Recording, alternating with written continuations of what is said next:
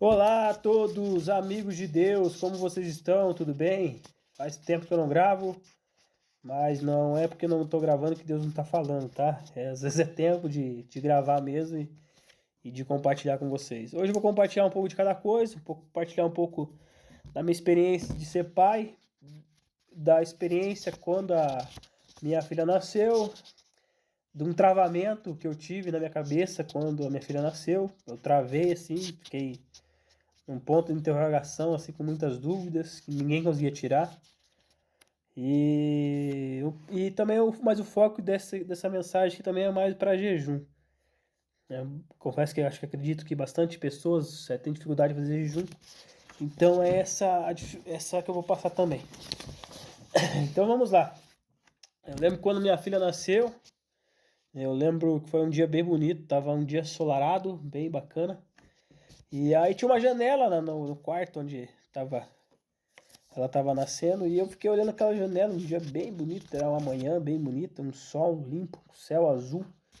E fiquei olhando aquela janela, o neném saindo ali e a Nancy fazendo força. Eu lembro que eu dei umas ajudadas ali, faz força e tal, mulher. E foi bem legal. Mas o ponto mais interessante, quando que eu fiquei olhando para aquela janela ali, o médico pegou uns instrumentos ali e tal. E E quando ele pegou os instrumentos, eu fiquei em transe. Eu fiquei olhando pela janela ali, e de repente a moça, a enfermeira falou: pai, já nasceu, já nasceu o neném. Tá bom, beleza, sabe? Voltei para a terra. Eu que trabalho com TI, eu falo que aquele momento era o momento que Deus estava fazendo um download na minha cabeça ali de como ser pai, né? E muitas pessoas perguntam como quer ser pai. Não tinha resposta para isso. Mas depois eu vim pensando melhor e trabalhando, e um dia Deus falou comigo, que é uma coisa bem interessante. Vou ver se consigo explicar aqui. Aqueles que nunca tiveram um pai na vida, tipo uma pessoa, um homem órfão, que nunca teve pai, Deus falou que ele teria que ser o pai que ele queria ter quando ele era criança. Isso que Deus falou comigo, uma pessoa que é órfão. E uma pessoa que teve um pai bom, tipo um pai que foi lá, ajudou, não deu as coisas, mas estava do lado ali, está sempre conversando, um pai amigo e tudo mais. O cara que teve um pai desse nível vai ter que ser um pai melhor que o pai que teve. Com meu pai, lembra, meu pai sempre me dizia uma frase que eu teria que ser melhor que ele. Então nisso casou, quando meu pai falou isso também quando eu era novo, então casou o que Deus falou comigo também, essa reflexão. Então, ou seja, a pessoa que foi órfão na época, nunca teve um pai, pô, eu não sei como que é pai. Quer ser pai, eu nunca tive um. Então, você tem que ser o melhor pai que você queria ter. E você que já teve um pai, você tem que ser um pai melhor que o pai que você teve. Então é essa reflexão essa estratégia que Deus me deu para mim ser um bom pai. Então, se meu pai é bom comigo, eu vou ser melhor que meu pai para minha filha. Então, quem não teve pai tem que ser um pai que gostaria de ter. Então eu sempre falo assim, nesse sentido. Então, cada vez você vai evoluindo. Você que é pai de menino, se você for um bom pai, o seu menino no futuro, ele vai ser um pai melhor que você foi. Se você for um pai ruim, provavelmente ele pode ser um pai ruim também. Pode acontecer que ele seja um pai melhor que você. Então, isso é o que Deus nem falar. Mas o que é ser um bom pai, praticamente ninguém sabe uma boa resposta, né? Não é dar tudo, não é ser presente em tudo. Eu acredito que não tem uma receita específica. O pai maior que nós temos é Deus. Então, o único pai perfeito que é somente Ele. Então, é isso que Deus tem falado comigo. Mas quando a Lorena nasceu, para mim foi uma coisa muito difícil, assim, sabe? Eu comecei a ficar cego espiritualmente. Ficar cego assim de uma forma que eu olhava para ela e achava que não existia inferno mais. Não existia inferno porque se eu sou pai dela e Deus é meu pai, então por que que eu, pai da Lorena, mandaria ela pro inferno? E fiquei isso na cabeça. Falei, pô, então, tipo assim, entre aspas, eu seria um Deus para Lorena, né? Para minha filha. Então, se eu sou Deus para ela e ela é minha filha, por que que eu vou mandar ela pro inferno sendo que ela é minha filha? Qual é o motivo de eu mandar ela pro inferno? Só porque ela me desobedeceu, ou porque ela errou, ou porque ela foi lá e Deus livre comete uma coisa de errado? Qual é o motivo disso? Então eu fiquei com isso na cabeça. Falava que não existia mais inferno, não existia mais inferno e não existia. Não entrava na minha cabeça que existia inferno. Porque eu não conseguia ver mais o inferno com um jeito de punir os filhos, mas eles são filhos desobedientes. E daí foi assim, fui levando isso, não existia mais inferno. E eu lembro que até o inimigo falou pra mim, o Satanás falava pra mim, ó, tua filha ali, ó, tua filha é tua filha. Por que que você acha que você vai mandar ela pro inferno? Ou Deus mandaria pro inferno? E eu concordava, falava, "Pô, realmente, cara, realmente. Satanás, tipo, concordava, realmente, pô, você tá certo. E aí um dia, eu não lembro quanto tempo eu fiquei nessa cegueira, sabe? Aí passou a noite, passou a madrugada e a cegueira caiu um dia. Aí Deus me acordou bem assim, de um jeito assim que eu esperava. Falou, pô, tava dormindo e de repente acordei. E escutei uma voz bem tranquila, assim, do jeito que eu converso com outra pessoa, Deus fala comigo. Deus falou bem assim, então você acha que não existe inferno? Eu falei, não, acho que não. Eu falei, como que existe inferno se a gente ama tanto nossos filhos, então por que que vai existir inferno se a gente ama tanto ele?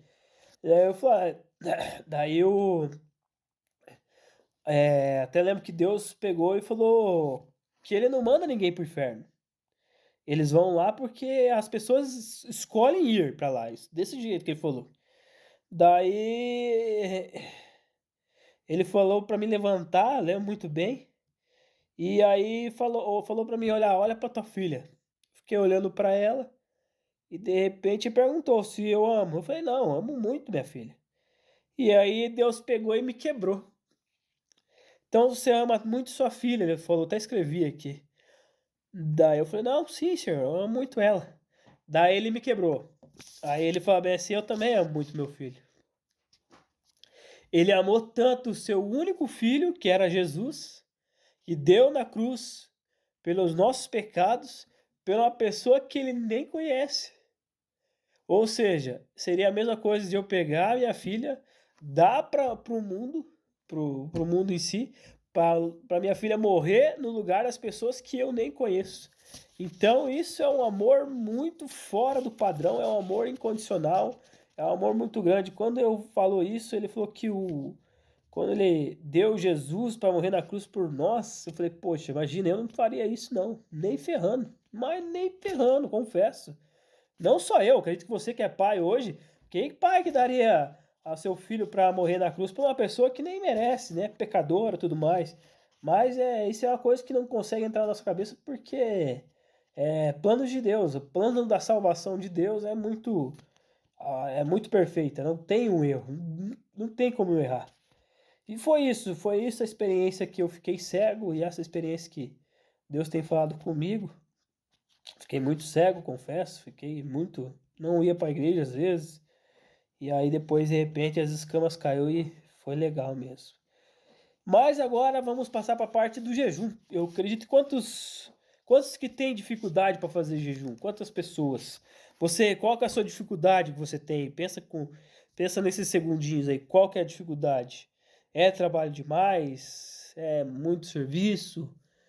E agora eu pergunto para as pessoas, você que come muito doce, muito doceiro, você gosta bastante de doce, come bastante doce e é viciado em doce. Para quem não gosta de doce, provavelmente é o salgado. Você é muito viciado em salgado, muito viciado em salgado, coxinha, pastel e outras coisas. Eu queria compartilhar com vocês como Deus mostrou algumas formas de fazer jejum, sacrificando o que a gente mais gosta na semana. Não precisa ser exatamente o almoço em si para aquelas pessoas que trabalham no pesado ou que trabalham na produção, que exige muito do corpo e outras coisas. Então essa estratégia que Deus me deu vai ajudar a você, quem sabe, até perder uns 5 quilos ou 10 quilos aí. E, e só ficar sem comer e vai emagrecer. Mas vamos lá. Durante esse momento eu tive muita dificuldade quando eu estava trabalhando em outra empresa. Aí Deus me veio na cabeça fazer um jejum. Na outra empresa que eu tava lá. Fazer um jejum. E eu não sabia como fazer. E aí, veio do nada fazer jejum de doce. De doce. Beleza, né?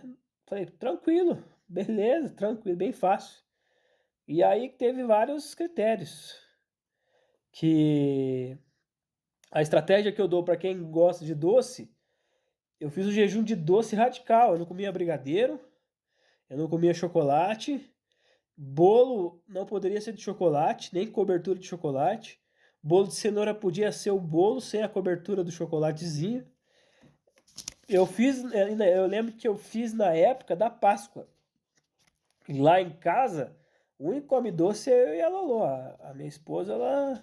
O único doce que ela gosta é aqueles bombonzinhos ruim pra caramba, que só ela gosta, aquele bombom de morango. Teve um que ficou, acho que uns 6 meses na geladeira lá. E incrível. E aí aquele bombom ficou lá e eu não comi, porque eu não gostava daquele bombom, então aquele lá pra mim era tranquilo. Mas se eu tivesse uma semana inteira sem comer nenhum jejum, seria certeza que eu ia comer aquele bombom lá. Mas aquele lá era ruim. Então eu fiz aqueles que têm dificuldade, a estratégia que eu usei foi radical mesmo. Eu coloquei aqui, ó, decidi não comer bolo de chocolate. Aquelas coisas bolacha, eu adoro a bolachinha. A bolachinha doce, uma traquinas, uma negresco, rosquinha, aquelas rosquinhas pequenininhas para molhar no café, doce de amendoim, tudo. Foi tirando tudo e uma semana, sem nada, na Páscoa eu lembro. Foi 7 dias. E eu fiz isso não que era uma barganha para Deus, mas eu queria melhorar de vida, queria uma paz dentro de mim, queria melhorar meu trabalho, queria melhorar algumas coisas pessoalmente mesmo. Era coisa que era para estar mais perto de Deus. Eu coloquei isso, o princípio que era estar mais perto, queria uns propósitos dentro da igreja, uns compromissos dentro da igreja. Então eu coloquei esse objetivo, não para ganhar casa, ganhar na Mega Sena da virada, não foi para ganhar dinheiro. Foi apenas para simplesmente para melhorar de vida, melhorar psicologicamente, mentalmente, espiritualmente, crescer com o espírito em si, né? E aí isso. E aqui eu coloquei que para as pessoas que têm dificuldade de fazer jejum para salgado, que realmente, né, você que trabalha no pesado, na produção, na construção, motorista, tá sempre ali correndo para lá e para cá, exige bastante de você, do seu esforço físico, é um pouco mais difícil. Mas eu coloquei aqui uma estratégia. Então aqui, ó, na forma de jejum para as pessoas que não gostam de doce e preferem salgado, você pode cortar algumas coisas que vai doer em você. Por exemplo, uma coxinha, um pastel, uma lasanha, uma pizza, fazer jejum de churrasco. Talvez fazer troca de carne, por exemplo. Você gosta bastante de carne vermelha, então começa a trocar, você vai fazer só carne branca. Ou vai comer carne só branca, ou faz só carne branca ou carne vermelha. Também é uma estratégia que você pode fazer. Então é isso. Mas a dificuldade maior que eu vejo para as pessoas é isso. E tá chegando o Natal aqui, eu coloquei uma coisa que é bem interessante. É fazer um jejum assim 1 hora antes da ceia, ali onde as pessoas estão comendo e você só fica olhando. Isso é muito difícil, fazer jejum enquanto as pessoas comem. As pessoas estão ali comendo, então você pode até fazer um jejum de 1 hora, esperar depois que todo mundo comer a ceia de Natal, Ano Novo. São coisas que Deus vai falando com você, é uma estratégia que Deus vai falando com você em si. É isso. E para finalizar, a palavra que eu quero deixar para vocês está em Deuteronômio 28, que é: se vocês obedecerem fielmente ao Senhor, o seu Deus, e seguir cuidadosamente todos os seus mandamentos que Ele dou, o Senhor, o seu Deus, colocará muito acima de todas as nações. Essa parte é importante, a 28:2. Todas as bênçãos virão sobre você e os acompanharão. Se vocês obedecerem ao Senhor, o seu Deus, você será abençoado na cidade e serão abençoados no campo. Então, se a gente se obedecer a Deus, fazer também o jejum para Ele e obedecer os seus mandamentos, o versículo 2 é muito legal, que todas as bênçãos virão sobre você e os acompanharão. Então você não precisa ficar fazendo jejum de barganha para carro novo, casa nova. É só o jejum para você estar mais próximo de Deus, sacrificar a sua própria vontade, a sua carne, os seus desejos, tentar sacrificar a sua carne para lutar contra o pecado que você tem no dia a dia, para você ser um vitorioso, para estar mais perto de Deus. E quando a gente está mais perto de Deus, a gente é próximo a Ele, Ele é um paizão com a gente, Ele nos abençoa, Ele abre porta onde está fechada, Ele nos ajuda, Ele coloca as pessoas certas para nos abençoar. Então é isso. E para finalizar, eu queria que você agora pensasse o que é. Coloquei aqui. Agora pense. Isso aqui ficou bem legal. O que é maior para você? A coxinha é bem maior que a benção que você precisa? Ou o brigadeiro é mais doce que o seu sonho? É isso para finalizar. E é isso. A frase já diz tudo. O que é mais importante para você? Se é a coxinha que você vai comer ou se é aquela... Eu não gosto muito de picanha, eu gosto só mais da alcatra. Alcatra é muito mais gostoso com mostarda, ainda é uma delícia. E também o brigadeirinho é muito bom depois da alcatra. Então é isso. O que é mais gostoso pra gente? É a coxinha, que é maior que a bênção, ou o brigadeiro, que é mais doce que o nosso sonho? E é isso, galera. Espero que tenha ajudado muita gente aí. Agradeço a todos que assistiram. Fico feliz aí por vocês. E bom Natal aí, tá chegando o Natal. Bom Ano Novo para todos. E que o Senhor fale constantemente conosco no ano que vem. Que seja um ano de 2025 cheio de...